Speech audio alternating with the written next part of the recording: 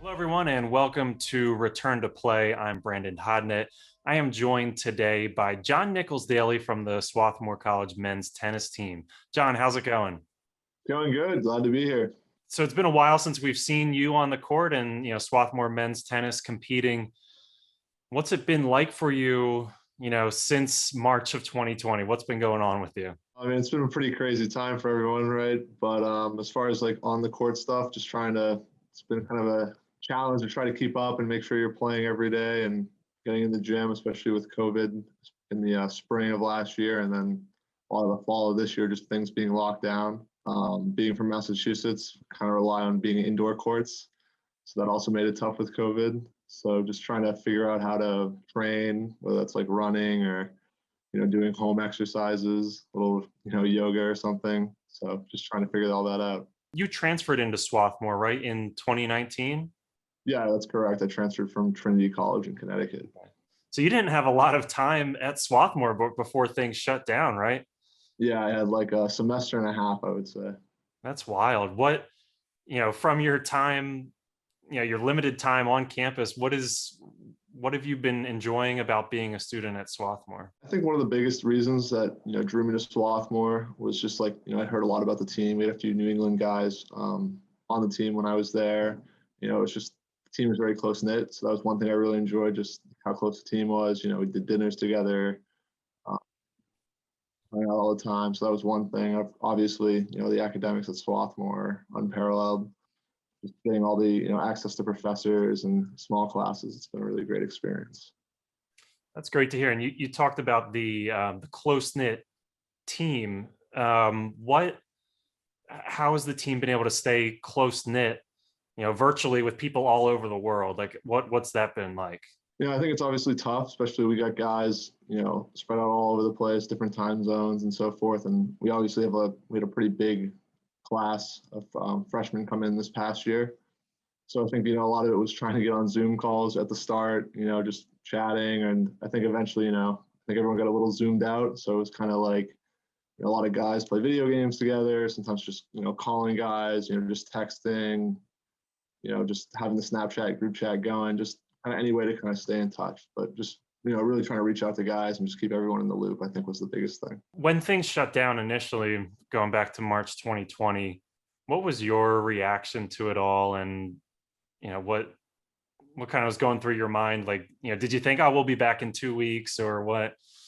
Well, I remember this pretty vividly. We were actually supposed to go to California, so we were all still on campus during the spring break when everything was starting to really ramp up here quickly. And I remember we got together to have a conversation about, are we going to go to California? Because there had just been a few cases of COVID reported. I remember I was sitting there thinking, at this point, there was like 5 cases in California. I thought this was the craziest thing ever. Like 100%, let's go. Like, this is nothing, no big deal. Fast forward a week later and, states are getting locked down, school's been canceled. So, I mean, it was just crazy seeing how quickly everything happened. It was like a lot to take in, obviously. But yeah, I mean, at the time I just had, I really had no idea how serious this whole thing was going to get. So what was it like for you? You're a poli-sci major. What was it like for you to finish out that semester? I know you took a gap semester and then came back for another virtual semester, but what's the virtual schooling been like for you? I think it's like a challenge, obviously, it's just such a different atmosphere. It's Swarthmore so much built on, this in-person conversations and discussion, and, changing that into an online format, I think obviously a challenge for both students and professors alike.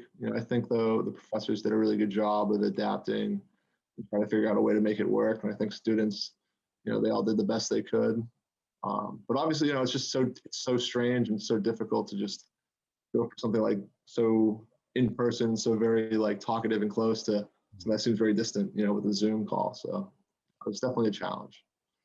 What's one of the classes you've appreciated the most in your time at Swarthmore? I think one of my favorite classes was a class I took with Professor Tierney.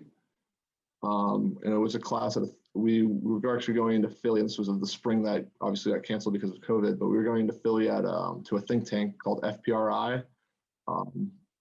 Basically, we have national security experts come in every week and talk to us, and we got to go into Philly every week and got to be in this think tank office. And it was just like, it was a really amazing experience, and just have access to like people that just have so much knowledge in the field was pretty incredible. That's awesome. And then, so you said you took a gap semester fall of 2020. Then what did you do with your time then? Yeah, so I mean, that was one of the big things, was trying to figure out, what am I going to be doing now? Like, I can't just sit at home all day and do nothing, obviously. And I did a couple things. One thing, I was able to have some of my teammates up to Vermont, so we kind of hung out for a month. So that was one thing that helped to keep close in touch with everybody. John, what was, did you ever have to get really creative as far as, I'm trying to train, I'm trying to become a better tennis player, but all of the courts are locked, did you have to, like, I don't know, get creative as far as what you were doing for training and staying in shape? Yeah, absolutely. I mean, especially during, that initial, when we came back when our school got canceled in the spring of 2020. Yeah, yep. 2020. Every court was closed except for like one or two. So I mean, there was one point where I was driving like 50 minutes every day to play on one court, and of course it's the only court open in like the state. So there was like, you first got there was like 5 or 6 people waiting in line, and then like 2 weeks later, that was like 30 people. They were socially distanced, of course, but like 30 people waiting for one court. So, just trying to figure out playing at odd times, or just finding these like hole in the wall courts scattered throughout the state was the one thing. I literally remember driving around looking for courts at certain points. But yeah, I mean, there was one point where it's just like, okay, I guess I'll just be doing home workouts, or then going through different fitness apps, trying to figure out home workouts that actually give you a good sweat. So, I mean, it was just crazy, right? So just trying to figure out any way that possible to stay in shape and just not go crazy sitting at home all day. Just a couple more questions for you, John. Have you been keeping up with Wimbledon currently? I have been keeping up with Wimbledon, and I'm very disappointed that my guy Roger Federer got defeated the other day. But I got hope he's going to win one more. I believe it. It's been crazy what he's been able to do for such a long time. Yeah, I feel like nowadays, just the way we think about like athletes and longevity is just really changing between like Tom Brady, Roger Federer, LeBron James. I mean, you can go in any sport. I just feel like, these guys are just extending their careers so much longer. It's fascinating.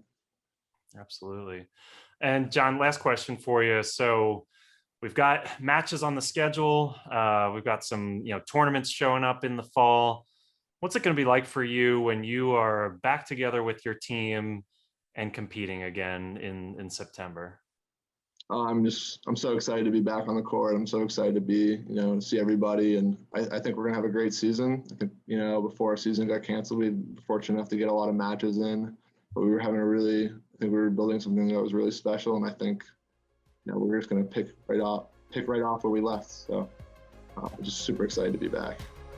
Thanks for listening to this episode of the Swarthmore Athletics podcast. If you like what you heard, please subscribe, leave us a 5-star review, and share it with your friends.